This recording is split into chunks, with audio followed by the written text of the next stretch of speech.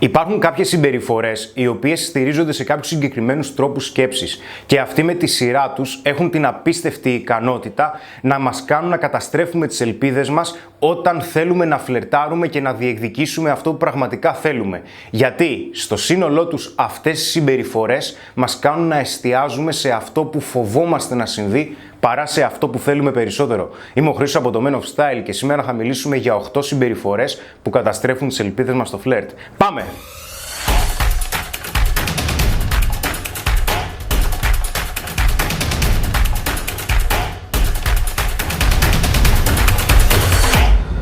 Νούμερο 1. Εκφραστικότητα. Περιμένεις από τις γυναίκες να καταλάβουν τι σκέφτεσαι και τι θέλεις. Μέχρι κάποιο σημείο η γλώσσα σώματός σου, η τονικότητά σου και οι εκφράσεις προσώπου σου θα προβάλλουν προς τα έξω τι πραγματικά θέλεις. Δηλαδή αν σου αρέσει μία γυναίκα και εκείνη θα πάρει κάποια σημάδια ότι της αρέσει ακόμα και αν δεν το θέλεις. Ωστόσο, πολλές φορές όταν μας αρέσει μία γυναίκα είναι πιθανό να αισθανθούμε άγχος ή φόβο γιατί δεν είμαστε σίγουροι είτε αν θα έχουμε ανταπόκριση ή δεν ξέρουμε πώς θα εκφράσουμε τις προθέσεις μας. Όταν αισθανόμαστε φόβο ή άγχος, συνήθως προσπαθούμε να αποβάλουμε αυτά τα συναισθήματα και αυτό έχει σαν αποτέλεσμα να φαινόμαστε νευρικοί ή εν τέλει να προσπαθούμε να κρύψουμε αυτά τα συναισθήματα. Και όταν προσπαθούμε να τα κρύψουμε, έχει σαν αποτέλεσμα να πιεζόμαστε, να καταπιεζόμαστε και εν τέλει να μην εκφράζουμε αυτό που πραγματικά θέλουμε. Βέβαια, τι συμβαίνει? Η σκέψη δημιουργεί κάποια συναισθήματα, οπότε όσο περισσότερο σκέφτεσαι τι δεν θέλεις να συμβεί ή τι θέλεις να αποφύγεις, τότε αρχίζουν και δημιουργούνται αντίστοιχα συναισθήματα. Και τα συναισθήματα λειτουργούν ως ένα βέλος κατεύθυνσης της προσοχής. Δηλαδή, όσο περισσότερο σκέφτεσαι αυτό που δεν θέλεις να συμβεί, τόσο περισσότερο θα αποφεύγεις αυτό που θέλεις. Νούμερο 2. Διστακτικότητα. Περιμένεις μέχρι να είναι πολύ αργά. Φίλε, η έλξη έχει ημερομηνία λήξης και όσο περισσότερο διστάζεις, τόσο περισσότερο προβάλλεις ότι έχεις την πεποίθηση πως δεν έχεις τις απαραίτητες ικανότητες να έχεις τη συγκεκριμένη γυναίκα δίπλα σου. Είναι σαν να της λες «Hello, δεν είμαι αρκετός, να, κοίτα με, δεν σου αξίζω γιατί εγώ ο ίδιος φοβάμαι να διεκδικήσω αυτό που θέλω». Η διστακτικότητα χρεώνει. Ακόμα και αν προσπαθήσεις και απορριφθείς, τότε θα έχεις πάρει ένα πολύ σημαντικό μάθημα. Ένα μάθημα που θα σου δώσει κάποια στοιχεία για το πώς μπορείς να προσπαθήσεις καλύτερα την επόμενη φορά. Η διστακτικότητα όμως είναι αδράνεια και δεν σου μαθαίνει απολύτως τίποτα. Το θέμα με τη διστακτικότητα είναι μεγάλο γιατί όταν διστάζουμε δεν σκεφτόμαστε ποιες θα είναι οι πραγματικές συνέπειες του συγκεκριμένου δισταγμού. Δηλαδή κάθε φορά που δεν κάνουμε το πρώτο βήμα ή το δεύτερο βήμα ή οποιοδήποτε βήμα να διεκδικήσουμε αυτό που πραγματικά θέλουμε, τότε δεν σκεφτόμαστε ποιες θα είναι οι συνέπειες. Εκείνη τη στιγμή το μόνο που σκεφτόμαστε είναι να αισθανθούμε ασφάλεια και να μην εκτεθούμε. Συνήθως, στις περισσότερες περιπτώσεις, όταν διστάζουμε να εκφράσουμε το ενδιαφέρον μας σε μια γυναίκα και καθυστερούμε, συμβαίνει κυρίως για 3 λόγους. Ο πρώτος λόγος προφανώς είναι γιατί φοβόμαστε μην παρεξηγηθούν οι προθέσεις μας. Δηλαδή, αν εκφράσουμε ερωτικό ενδιαφέρον σε μια γυναίκα, εκείνη θα πει ερωτικά με βλέπει, δεν ισχύει. Το δεύτερο είναι πως φοβόμαστε μην απορριφθούμε, προφανώς και πολύ συνηθισμένο. Το τρίτο είναι πως έχουμε κάποιες ανάγκες. Η ανάγκη μας είναι να γνωρίσουμε μια γυναίκα, να φλερτάρουμε μια γυναίκα που μας αρέσει και να προχωρήσει συγκεκριμένη επαφή. Κάθε φορά που διστάζουμε, πρώτον, καταπιέζουμε αυτές τις ανάγκες μας. Δεύτερον, δίνουμε το μήνυμα στον εαυτό μας πως αυτές οι ανάγκες μας δεν αξίζει να ικανοποιηθούν. Νούμερο 3. Παίζεις εκ του ασφαλούς. Πολύ συνηθισμένο και μάλιστα μια συμπεριφορά και ένας τρόπος σκέψης ο οποίος τον έχω ζήσει στο έπακρο. Δηλαδή κάνεις κύκλους γύρω από το θέμα, μιλάς με μια γυναίκα, μαθαίνεις τα πάντα για εκείνη, χτίζεις ολόκληρο βιογραφικό, γνωρίζεις ό,τι μπορείς να γνωρίζεις γύρω από την προσωπικότητά της, τη ζωή της, το παρελθόν της, το παρόν, το μέλλον. Αλλά εκείνη τη στιγμή, ακριβώς εκείνη τη στιγμή που σου δίνει ένα παράθυρο, μια ευκαιρία για να κάνεις το επόμενο βήμα, δεν το κάνεις. Και πηγαίνεις σπίτι και κλαις. ή τουλάχιστον πήγαινα σπίτι και έκλαιγα. Μέχρι κάποιο σημείο είναι φυσιολογικό να παίζουμε εκ του ασφαλούς. Ο εγκέφαλός μας δεν γουστάρει το άγνωστο και το μεταφράζει ως απειλή. Οπότε εκείνη τη στιγμή που θέλουμε να εκφράσουμε τις προθέσεις μας ή να κλιμακώσουμε τις προθέσεις μας, δηλαδή εκεί που έχουμε βγει πρώτο ραντεβού και όλα κυλούν ομαλά και θέλουμε να κάνουμε κίνηση να τη φιλήσουμε, δεν το κάνουμε και καθόμαστε και κοιτάμε το ταβάνι, ας πούμε, λες και περιμένουμε να δούμε τα αστέρια, ό,τι να είναι.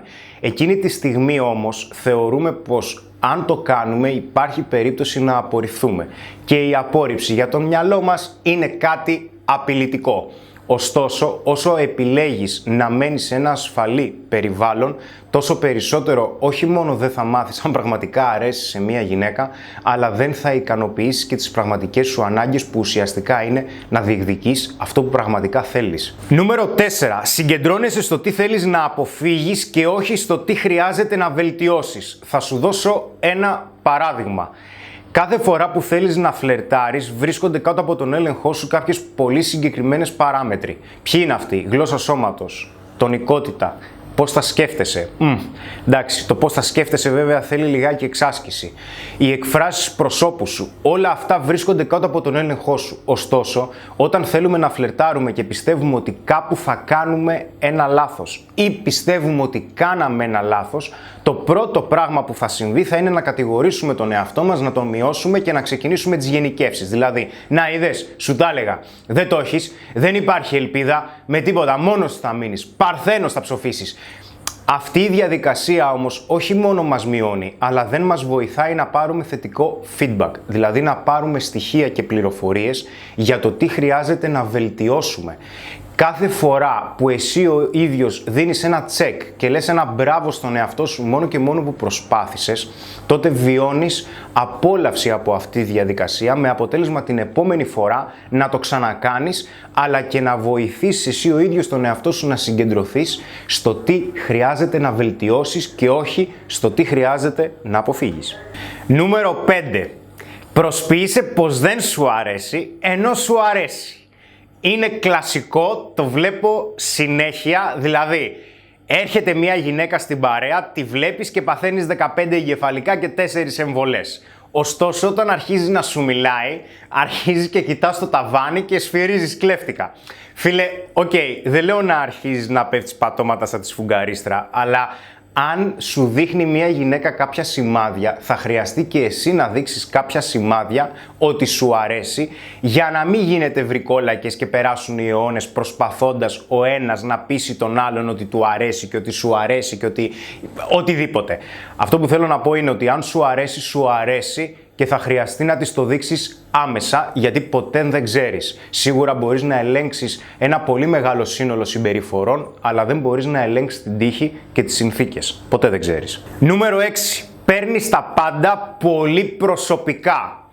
Εδώ τώρα είναι ολόκληρη η ιστορία. Όταν ξεκίνησα να προσεγγίζω τις γυναίκες που μου άρεσαν, οποιαδήποτε αντίδρασή τους είχε τεράστια αξία για εμένα, βασικά έπεφτε πάνω μου σαν πυρηνική βόμβα.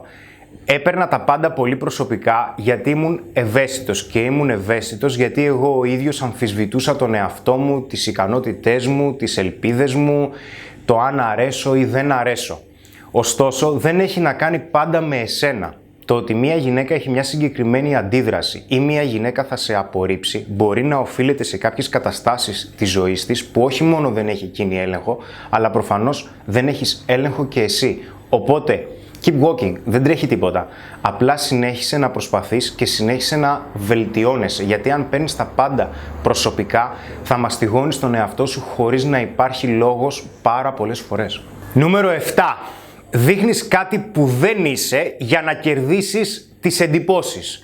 Κάθε φορά που προσπαθείς να δείξεις κάτι για να είσαι αποδεκτός στους άλλους, συμβαίνει το εξής. Εσύ ο ίδιος απορρίπτεις τον εαυτό σου, δηλώνεις τον εαυτό σου ότι δεν αξίζεις και πως οποιαδήποτε συμπεριφορά σου θα πρέπει να διαμορφώνεται ανάλογα με το τι αρέσει στους άλλους και τι όχι. Δεν μπορείς να ελέγξεις τι αρέσει στους άλλους, θα τρελαθείς. Ωστόσο, μπορείς εσύ ο ίδιος μέσω της προσπάθειας και μέσω της διαρκούς επικοινωνίας να εξελίσσεσαι και να αισθάνεσαι περισσότερο άνετα, όχι μόνο μιλώντας σε άλλους, αλλά κυρίως μιλώντας με γυναίκες που σου αρέσουν. Το να αισθάνεσαι άνετος θα επιτρέψει στο μυαλό σου να προβάλλει κάποιες συμπεριφορές με τις οποίες εσύ αισθάνεσαι καλύτερα. Και κάθε φορά που συμβαίνει αυτό, δείχνεις περισσότερο αυθεντικός, το απολαμβάνεις, με αποτέλεσμα να έχεις περισσότερες πιθανότητες να δείχνεις περισσότερο ελκυστικός για τον εαυτό σου. Νούμερο 8 και τελευταίο. Δεν προσπαθείς επειδή δεν αισθάνεσαι έτοιμος. Φίλε, δεν θα αισθανθείς ποτέ έτοιμος για να κάνεις το επόμενο βήμα. Απλά θα πρέπει να δώσεις μια κλωτσιά στον εαυτό σου για να κάνει αυτό το βήμα, για να δεις εν τέλει ότι δεν ήταν τόσο τρομακτικό και τόσο απειλητικό όσο πίστευες στην αρχή. Βλέπεις μια γυναίκα και δεν ξέρεις τι να της πεις. Βλέπεις μια γυναίκα και δεν ξέρεις πώς να εκφράσεις τις προθέσεις σου. Είναι μια γυναίκα στην παρέα που σου αρέσει και δεν ξέρεις πώς να κάνεις την πρώτη κίνηση. Γιατί? Γιατί τα υποθετικά σενάρια που έχεις στο μυαλό σου, πρώτον είναι πολλά, δεύτερον είναι αρνητικά, τρίτον τα παίρνεις πάρα πολύ σοβαρά. Η φαντασία είναι υπερδύναμη, αλλά θα χρειαστεί να κατανοείς πότε σε ευνοεί και πότε σε σαμποτάρει. Αν περιμένεις να αισθανθείς έτοιμος για να κάνεις το πρώτο βήμα, όχι μόνο δεν πρόκειται να το κάνεις, αλλά και μέσω της διαδικασίας η οποία είναι ανύπαρκτη, δεν πρόκειται να εξελιχθείς. Και αυτό σίγουρα δεν σου αξίζει. Σου αξίζει πάντα κάτι καλύτερο. Ήμουν ο Χρήστος από το Men of Style και σήμερα μιλήσαμε για 8 συμπεριφορές που καταστρέφουν τις ελπίδες στο φλερτ. Να είσαι καλά.